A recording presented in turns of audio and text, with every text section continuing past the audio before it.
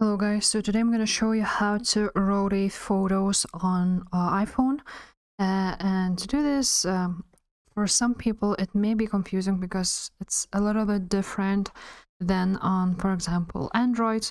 So all you do is go to your photos, choose the photo you want to rotate, and as you can see, there are a lot of buttons. You can either choose the three dots to duplicate it and so on, but to rotate it you just click on edit.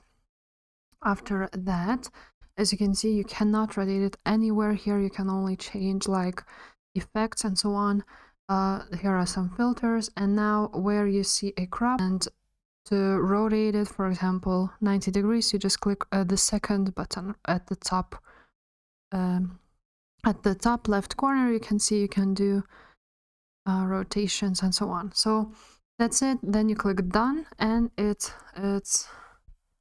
it. So yeah guys, if this video was helpful, please leave a like and subscribe to this channel. Bye.